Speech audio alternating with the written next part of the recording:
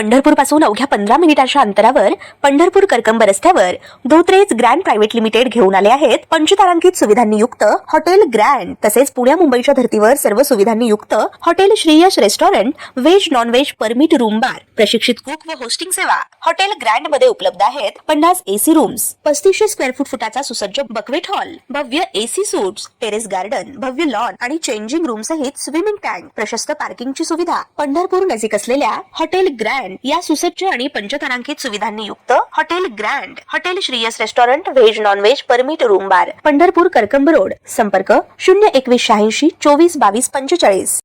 ताज्या घडामोडी पाहण्यासाठी आमच्या YouTube चॅनलवरील PVR म्हणजेच पंढरी वार्ता या न्यूजला सबस्क्राइब करा आणि शेजारील बेल आयकॉनवर क्लिक करा।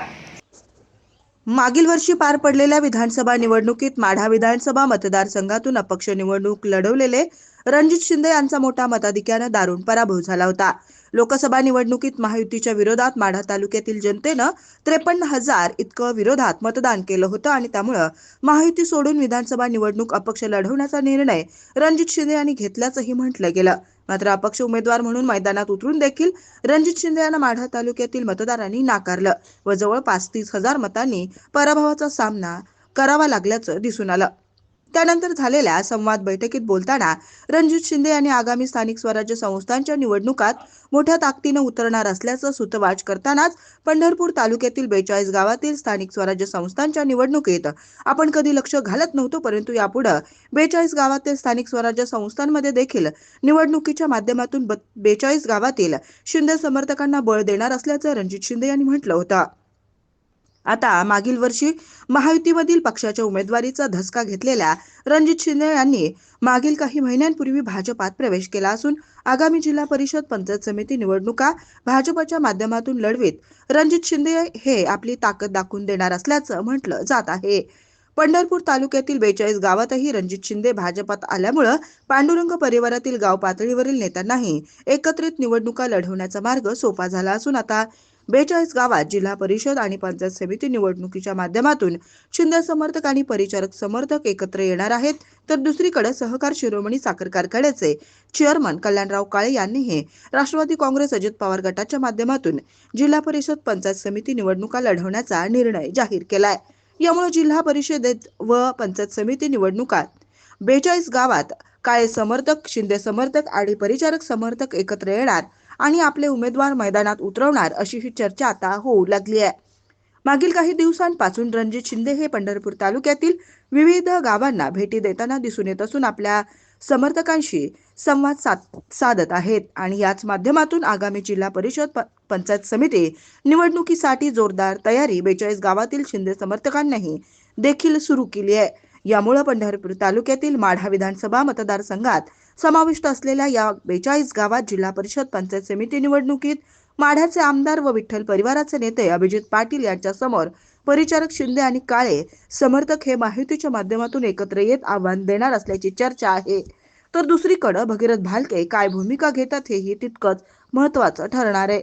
पंढरपूर नगरपालिका निवडणुकीत विठ्ठल परिवार एकत्र येत भगीरथ भालके यांना पाठबळ देणार अशी ही चर्चा झाली होती, परंतु ऐनवेळी कल्याणराव काळे हे नगरपालिका निवडणुकीपासून लांब राहिल्याचं दिसून आलं आणि त्याच्या मागील कारणांची मोठी चर्चाही झाली। तर दुसरीकडे आमदार अभिजित पाटील यांना भाजपच्या दबावापोटीच विठ्ठल परिवर्तनाच्या आघाडीच्या माध्यमातून नगरपालिका निवडणुकीत आपले उमेदवार मैदानात उतरवणं भाग पडलं अशी ही चर्चा होत आहे।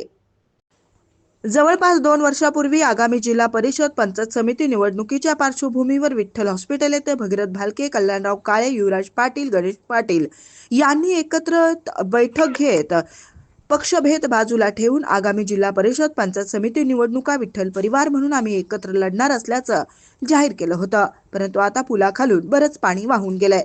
कल्याणराव काळे यांनी पक्षाला प्राधान्य देत पक्षचिन्हावर उमेदवार मैदानात उतरवण्याचा निर्णय घेतला। तर दुसरीकडे गणेश पाटील यांनाही आपल्या जिल्हा परिषद गटातील राजकीय समीकरणे लक्षात घेऊन निर्णय घ्यावा लागणार आहे। तर आजपासून आमदार अभिजित पाटील यांनी जिल्हा परिषद, पंचायत समिती निवडणुकीच्या पार्श्वभूमीवर गावभेट दौरे सुरू केले असून विधानसभेच्या पराभवाचा वचपा काढण्यासाठी 42 गावात रणजित शिंदे समर्थक आणि परिचारक समर्थक व साथ मिळाल्यास काळे समर्थक एकत्र येणार असताना आमदार अभिजित पाटील यांना टाळी देण्यासाठी आता भगीरथ भालके आपला हात पुढे करणार का, याची उत्सुकता विठ्ठल परिवारास लागून राहिली आहे. नुकताच पार पडलेल्या पंढरपूर नगरपालिका निवडणुकीत प्रचारादरम्यान माजी आमदार प्रशांत परिचारक आणि भगीरथ भालके यांनी एकमेकांवर केलेल्या टोकाच्या टीका केलेले वक्तव्य पाहता 42 गावातून भालके यांना सोबत घेण्यास पांडुरंग परिवारातील परिचारक समर्थक निश्चितपणे विरोध करू शकतात अशी चर्चा होतीये.